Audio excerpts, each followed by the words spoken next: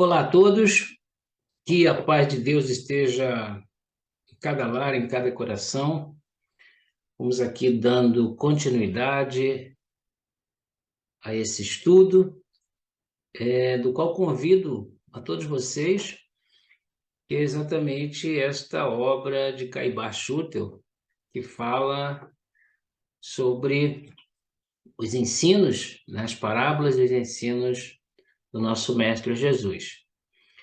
E nós vamos aqui discorrendo sobre ele, né? E semanalmente, mais um programa que nós estamos fazendo, com esse objetivo de nós assim estudarmos. Então, assim, eu sempre procuro falar isso e não me canso de falar que eu estou estudando esta obra e convido você a refletir comigo.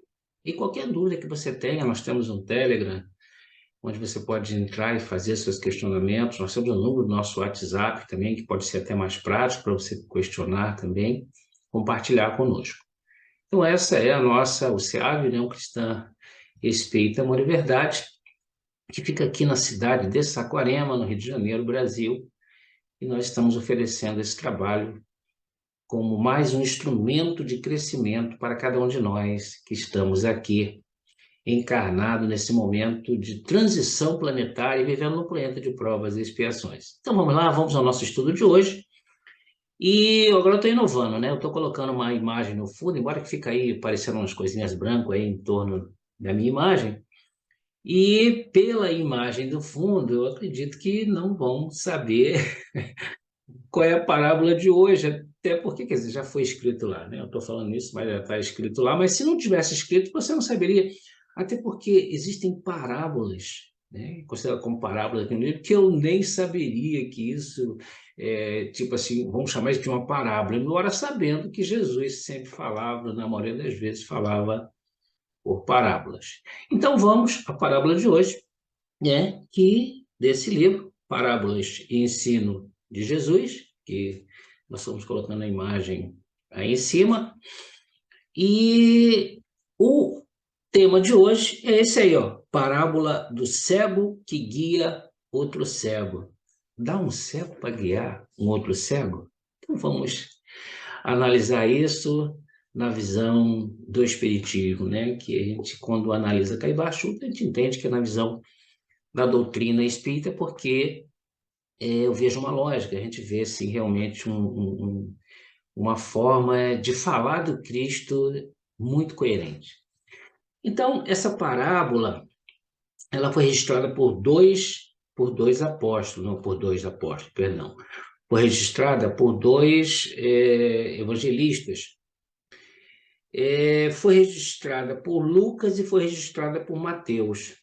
Eu sempre gosto de deixar claro que Lucas não estava presente, né, com o Cristo.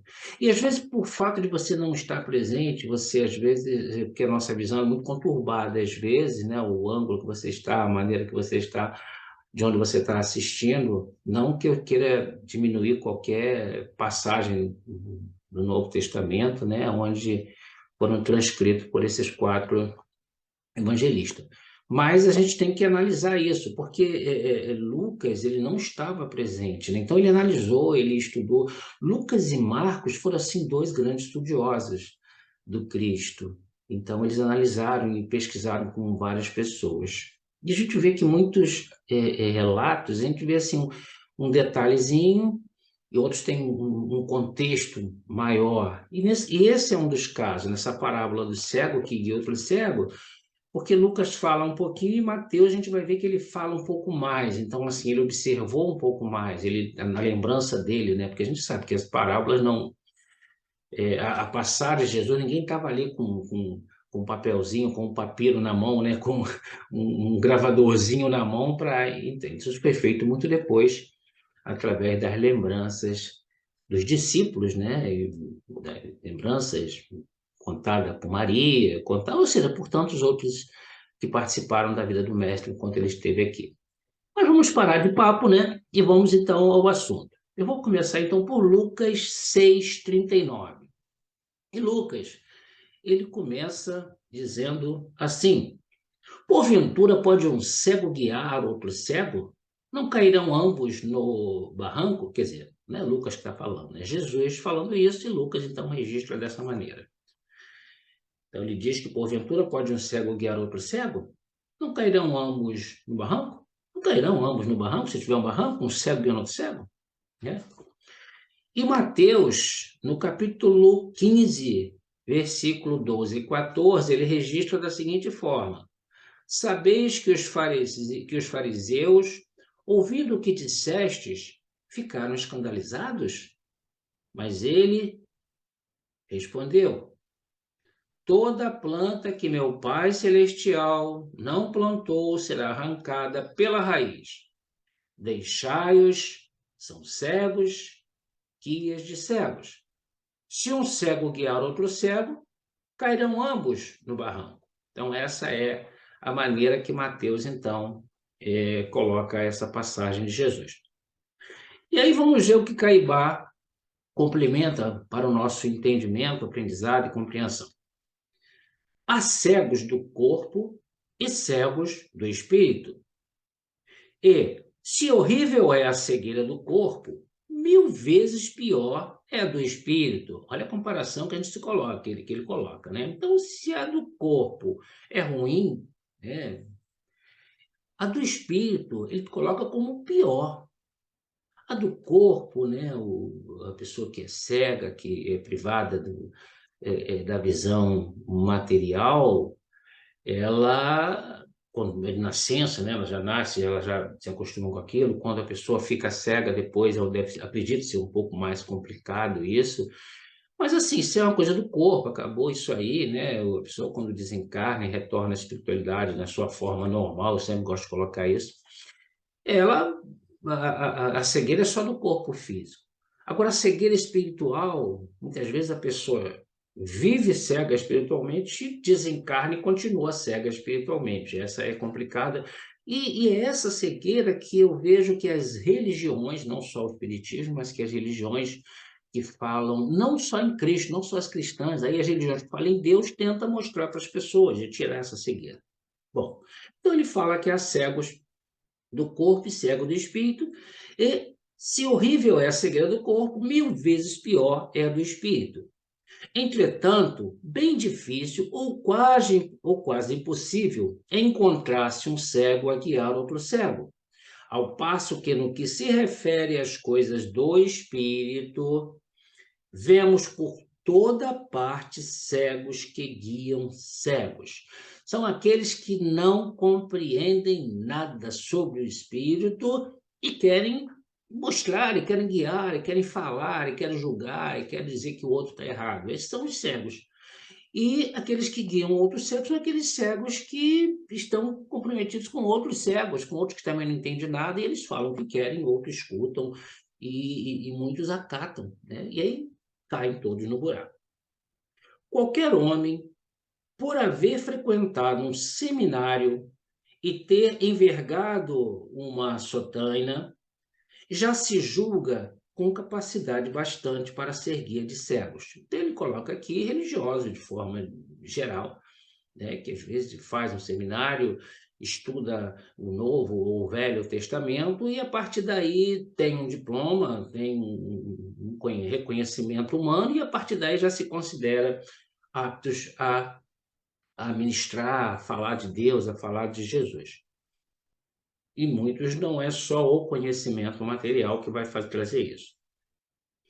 Nunca se viu um cego formado no Instituto de Cegos sair à rua guiando cegos, mas vêem-se todos os dias cego 1000 vezes mais cegos que os primeiros, saídos do Instituto da Cegueira, guiando a multidão de cegos que encontram o barranco do túmulo e nele caem juntamente com seus guias.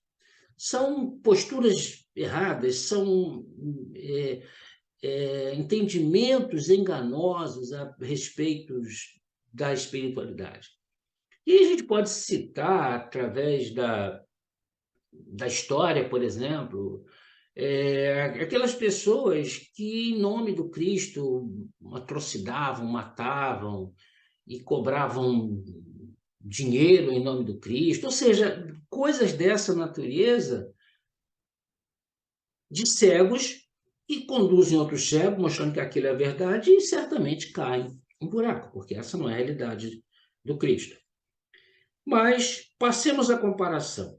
Triste coisa é ver-se neste mundo um cego caminhando só, ou um cego a guiar outro cego, se tal fosse possível, né? Eu não sei, de repente uma pessoa um cego de muito tempo, está acostumado ali, né, com a sua bengala, o caminho, e às vezes, não sei se teria essa condição de guiar um outro cego, né? Mas a gente vê que isso é uma coisa muito difícil, muito complicada, a gente entender isso. Certo? Que a gente está falando nesse momento aqui, nessa passagem, nesse parágrafo agora, é que cego material. O que acontece ao cego que caminha sem guia, né? Que não tem um destino, né? Tropeça aqui, tomba ali, cai acolá.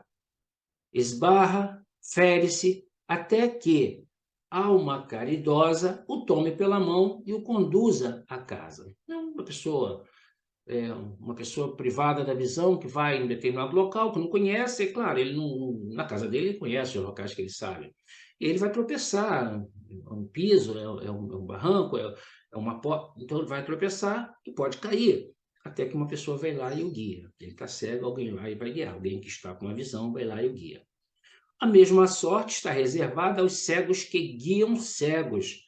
Tanto uns como outros passam pelos mesmos tormentos. Então, os dois ficam perdidos, né? Imagine-se agora um cego de espírito. Agora a gente vai entrar, então, no objetivo da parábola, né? Então, imagine-se agora um cego de espírito, caminhando sozinho. Um materialista, por exemplo, um cego voluntário, ou seja, não quero saber, não quero aprender, não quero ser, né? Ao chegar ao mundo espiritual, como é que é essa pessoa? Como é que é uma pessoa cega? Como poderá ele caminhar? Não compreende, não entende, não acredita em Deus, em Jesus, e principalmente nós, que somos os espíritos, que acreditamos na continuidade da vida, e aí chega lá e depara-se com tudo acontecendo, né? E aí? Aí ele fala, como poderá ele caminhar? Este homem não procurou estudar o mundo espiritual, nem sequer acreditava na outra vida. Ignora a significação das palavras imortalidade, eternidade e Deus. Então, quando nós ignoramos isso, a nossa chegada na espiritualidade, para a gente se habituar, vai ficar um pouco mais difícil, com certeza. Vai ficar mais complicada para a gente entender determinadas coisas. Então, se nós que acreditamos, chegou na espiritualidade, despertou, não estou mais no corpo físico, e a gente começa, então, a tudo isso que a gente está estudando, aprendendo, a gente começa, então, a verificar essas verdades. Vamos colocar aí uma pessoa que não é um reencarnacionista, mas que acredita em Deus, que procura fazer o melhor possível, um religioso, que não é não sendo um reencarnacionista. Vai chegar na espiritualidade, desperta e vai perceber que a vida continuou, que as coisas estão ali, aquelas pessoas, aqueles espíritos que foram antes dele, vai começar a chegar, então ele vai perceber que aqueles espíritos estão ali, que não se acabaram. Então, assim, também vai também se acostumar. Agora, aquele que não crê, que julgava, que fazia uma... É diferente para isso, né?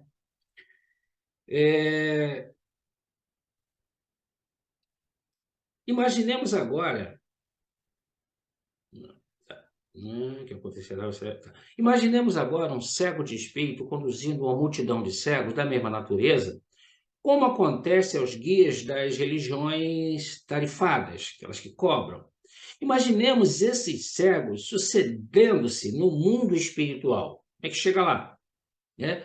Que será de todos eles? São cegos, o mundo onde entraram lhes é desconhecido. Onde é que eu estou? O que está acontecendo? E toda aquela crença que eu tive? Cadê minhas coisas? Cadê o paraíso? Onde é que está esse paraíso que eu estava aguardando? Então, assim, esses pensamentos isso vai causar um pouco de desconforto e desentendimento, né, nas pessoas. Como se arranjarão estes cegos na sua entrada para um mundo cuja existência negaram. Não existe isso, isso é coisa de demônio, aquela coisa. Como é que eles entram lá? Como é que eles vão compreender o mundo que estão vivendo? Absortos que estavam nas miragens de um céu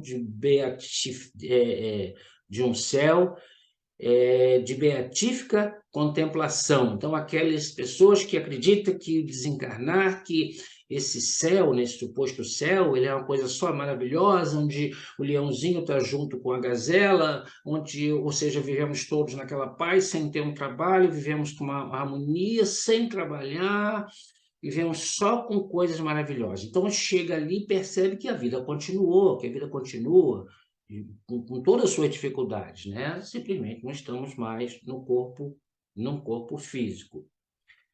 E aí, o que vai ser deles, né? De uma não estão no purgatório, né? De um purgatório de brasas e de um inferno de chamas. Mudou, né? Não verifica-se essa situação, porque Deus é justo, né? Deus é Pai. Decididamente, ninguém pode saber sem aprender. Ninguém pode aprender sem estudar, assim como ninguém pode ver sendo cego. É por isso que a doutrina espírita, ela priva o estudo. Nós precisamos estudar. Por isso que nós estamos aqui, por isso que tem esse programa aqui, o SEAB, um caminho para uma geração, por isso que nós temos muitas palestras, por isso que você abre a internet aí, procura palestra espírita, você vê muitas palestras, por isso que a Federação Espírita, ou seja, por isso que as CESs de todo o Brasil, por isso que a doutrina espírita, principalmente aqui no Brasil, que eu posso falar que é a que eu conheço, ela priva realmente nessa divulgação e mostrar. E essa divulgação não significa que nós estamos assim fazendo o outro engolir aquilo. Não. Nós estamos mostrando, como todas as religiões mostram as suas, o seu modo de viver, o seu modo de ver as coisas, e a gente então, mas nós entendemos que a doutrina espírita é isso. Precisamos estudar, precisamos entender realmente as coisas para a gente não sair por aí falando coisas que não tem nada a ver, principalmente com o espiritismo. A gente vê muito isso dentro do movimento espírita. Existem muitos espíritas ou muitos adeptos do espiritismo que, na realidade, não conhecem o espiritismo verdadeiramente. Confundem o espiritismo sem nenhum preconceito, mas confundem o espiritismo com um bandismo, com religiões africanas, confunde o espiritismo com uma série de espiritualidades, de espiritualismo, que não é o espiritismo. Certamente o espiritismo, ele é espiritualista, mas nem todo espiritualista é um espírita, um espiritista, como nós denominamos. Então, para que nós possamos compreender isso, essa diferença, não é que nós somos melhores ou piores, não é isso. É a diferença. Isso é isso, aquilo é aquilo. Que a gente precisa, então, de realmente desse estudo. A parábola de Jesus cabe a todos aqueles que fazem da fé um bloco de carvão e se submetem ao, ele fala aqui uma palavra, ao Magister Dictit, vou botar aqui o significado, né?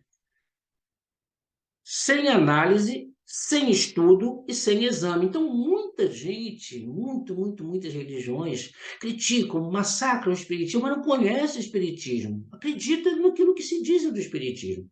Tanto que muitos dizem que o espiritismo é religião africana, quando na realidade o espiritismo veio da onde? Veio da França, é a origem dele. A palavra espírita não existe na Bíblia. Claro que não existe, foi criada. Kardec deu esse nome espiritismo. Então, é claro que não existe. Então, o conhecimento é importante. Então, se a gente quiser falar de alguém, falar de alguma coisa, vamos estudar, vamos falar sobre isso, né? Um cego não pode guiar outro cego, um ignorante do mundo espiritual não pode guiar as almas que para aí se encaminham. E aí aquela coisa de Paulo também, aquela frase de Paulo, eu lembro também de que nem tudo o que dizem os espíritos nós devemos acreditar, porque assim os espíritos são como nós somos espíritos, só que nós estamos encarnados e outros encarnados. E existe essa mediunidade, né, essa mediação de muitos que escutam, o outro fala o que quer, e você ouve o que quer, ele fala, e aí você não pode, de forma nenhuma, de imediato, aceitar aquilo como uma verdade absoluta de Deus. Temos que analisar, e é o que o Espiritismo faz. Esta parábola, que faz alusão ao sacerdócio hebreu, pode referir-se hoje ao sacerdócio romano e protestantes, assim como os materialistas modernos, saduceus, que tudo negam. Então, assim, está colocando que essa mensagem é para todos nós. E aí eu incluo também todos nós que fazemos parte do movimento espírita, que não se preocupa em conhecer verdadeiramente o espiritismo. E só tem uma maneira de fazer isso: estudar. Estudar, estudar. E esse é o momento de estudo mesmo, esse é o momento de aprendizado, esse é o momento de nós estarmos assim conscientes de que poderemos realmente ser esses trabalhadores da última hora, estarmos com Jesus, porque nós estamos vivendo um mundo de provas e expiações, mas estamos no ápice. Estamos vivendo um momento de transição planetária onde o mundo de regeneração está aí na nossa porta, onde nós necessitamos tomar o nosso partido. O que que eu quero? Eu quero estar no lado do Cristo ou contra o Cristo? E agora é o nosso momento. Então vamos estudar, vamos divulgar essa doutrina espírita, vamos, sabe, vamos assistir, vamos ver os outros programas. Esse nosso canal tem vários programas, tem várias formas da gente estudar, da gente aprender. Aqui tem programa sobre os animais, tem um programa falando só sobre reencarnação, nós temos programa sobre filosofia espírita, nós temos o estudo sistematizado da doutrina espírita. Então, assim, nós temos vários programas. Nós temos, assim, uma obra, um estudo maravilhoso, que é um estudo só daquelas obras, sabe? Daquela coleção de Emmanuel, Fonte Viva. Toda semana tem um estudo sobre aquilo. Isso a gente estudar, só a gente querer aprender. E vamos ter mais, hein? Temos mais coisas aí pela frente. Então, vamos compartilhar, vamos divulgar, vamos fazer o nosso canal crescer bastante para que a gente leve o mais longe possível essa doutrina de amor. Então, até o nosso próximo programa. Que Deus nos abençoe abundantemente.